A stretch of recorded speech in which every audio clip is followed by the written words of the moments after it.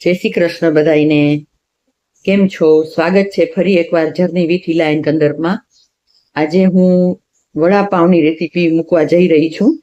એ stuff પરોઠાનો માવો વધ્યો એમાંથી જ હું સિમ્પલ વેથી બનાવું છું, પણ કેવી રીતે બાઈફા, કેવી રીતે એનો છુંદો કરવાનો, એ બધું ફાસ્ટ ફોરવર્ડમાં મેં તમને રેસીપીમાં બતાવેલું છે.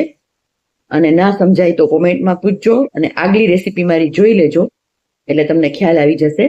ચલો આપણે બનાવીએ.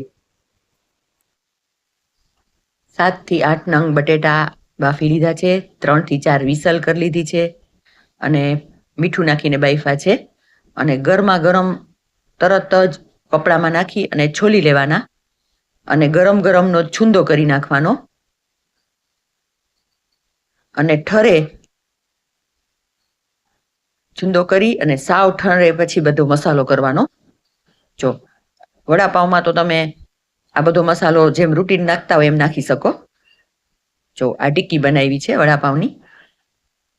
જો આપણે હવે છેલ્લી રેસીપી આલુ પરોઠાની મૂકી હતી, એ મસાલો પડ્યો તો એટલે એમાંથી આપણે આ ચણાના લોટનું ડોળણ કરી અને એમાંથી વડા ઉતારશું અને પછી આ પાઉં સાથે વડાપાઉં કરશું.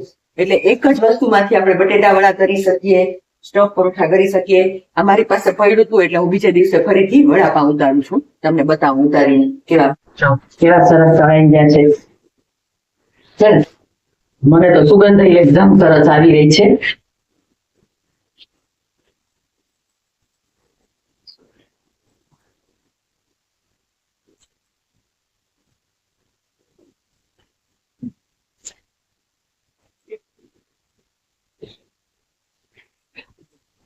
હવે આપણે કાઢી લઈશું તેલ નીતારીને, અને પછી છે ને ટીશ્યુ ઉપર રાખી દઈશું.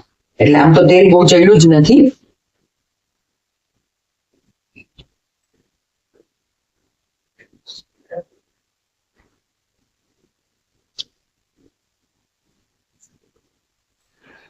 ટીશ્યુ ઉપર રાખી દઈશું અને પછી વડું ગરમ ગરમ છે ત્યાં પાવમાં નાખશું ને સર્વ કરશું.